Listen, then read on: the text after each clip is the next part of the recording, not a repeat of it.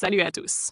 Ce qu'on va explorer ici, c'est pas juste une histoire de rivalité géopolitique entre des dirigeants, mais bien un moment charnière dans les relations internationales, où les décisions de deux hommes, Donald Trump et Benjamin Netanyahu, peuvent faire basculer toute une région dans une nouvelle phase de conflit.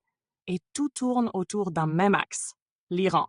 Depuis des années, Israël considère l'Iran comme une menace vitale, principalement à cause de son programme nucléaire et de son soutien actif à des groupes hostiles comme le Hezbollah, le Hamas, ou encore les milices chiites en Irak et au Yémen. Ce n'est pas nouveau. Ce qu'il est en revanche, c'est l'intensification récente des tensions et le fait qu'on semble avoir franchi plusieurs lignes rouges en très peu de temps. Depuis octobre 2024, le ton est monté d'un cran. Une frappe israélienne d'envergure a détruit une bonne partie du système de défense aérienne iranien, ce qui a mis Téhéran sur les nerfs. Jusque-là, les accrochages restaient indirects, via des proxys ou des cyberattaques. Mais cette opération a changé la donne.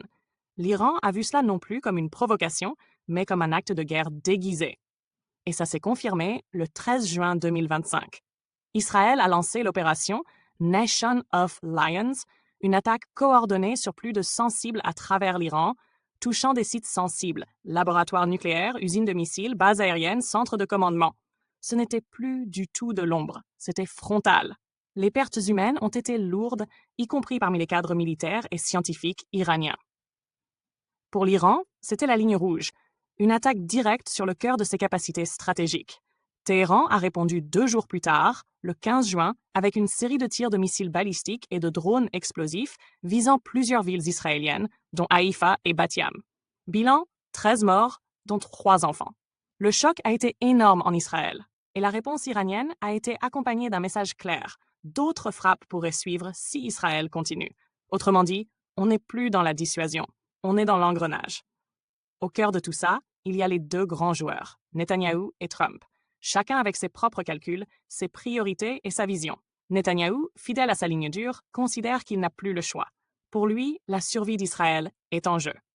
Alors, il affirme que l'Iran est à quelques mois d'atteindre le seuil critique pour produire une bombe nucléaire opérationnelle.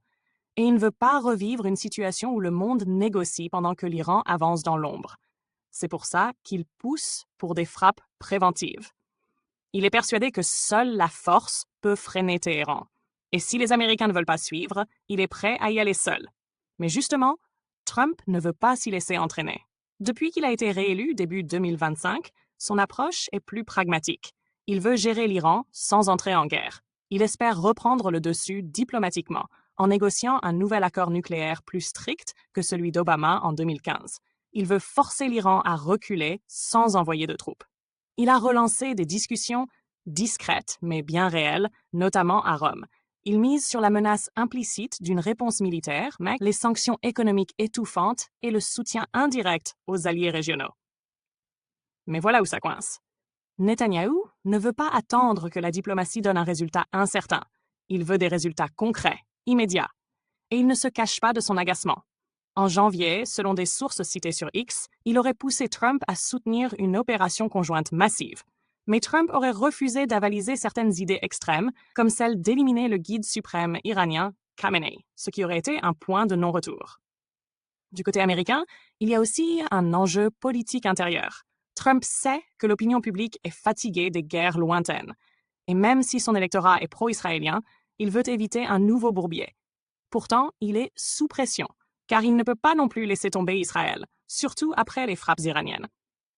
Le 12 juin, les ambassades américaines dans plusieurs pays du Moyen-Orient ont été évacuées par crainte de représailles, preuve que la menace est prise au sérieux. En clair, on est aujourd'hui dans une situation ultra tendue où tout peut basculer très vite. Le risque d'escalade est réel. Mais ce qui semble se dessiner, selon les analystes les plus suivis sur X comme Anand Group ou ActusPay, c'est un scénario d'escalade contenu. Israël continuerait ses frappes ciblées pour ralentir le programme iranien sans forcément chercher un affrontement total. Trump, de son côté, maintiendrait la pression par les sanctions et les négociations, tout en gardant une ligne rouge. Pas de guerre tant que les intérêts américains directs ne sont pas attaqués. Mais cette stratégie est fragile, car plus Israël frappe, plus l'Iran est poussé à répondre. Et plus Trump hésite, plus Netanyahou agit seul. À force, cela pourrait forcer les États-Unis à s'impliquer malgré eux. un tir de missile sur une base américaine, un pétrolier attaqué dans le Golfe ou une erreur de calcul. Et tout peut déraper.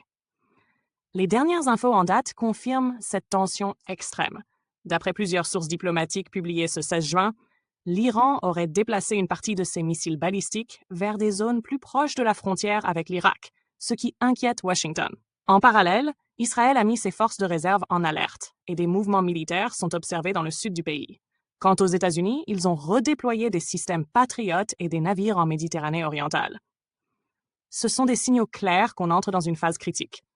Alors, où est-ce que tout cela pourrait nous mener? Si les frappes israéliennes se poursuivent sans intervention américaine directe, on pourrait assister à une série de réponses asymétriques de l'Iran. Attaques par drone, frappes sur des bases alliées, cyberattaques. Cela pourrait durer des semaines, voire des mois, avec un équilibre très instable. Mais si une de ces attaques touche une cible trop sensible, un diplomate américain, un navire, une base militaire, Trump pourrait être contraint d'intervenir plus directement. Et là, on entrerait dans une toute autre phase. Il n'est pas certain que cela mène à une guerre totale, mais à un affrontement régional de haute intensité, avec Israël, l'Iran, le Hezbollah et possiblement les États-Unis, voire d'autres puissances. Ce serait un tournant majeur pour le Moyen-Orient et potentiellement l'un des plus grands risques sécuritaires mondiaux depuis des années. Donc on en est là, à la croisée des chemins. Trump joue la prudence stratégique, Netanyahou joue la carte du choc immédiat, et l'Iran, pris entre les deux, pourrait réagir de façon imprévisible. Ce qu'on sait, c'est que les lignes rouges ont déjà été franchies. Ce qu'on ignore, c'est jusqu'où ils sont prêts à aller avant qu'une explosion générale n'éclate.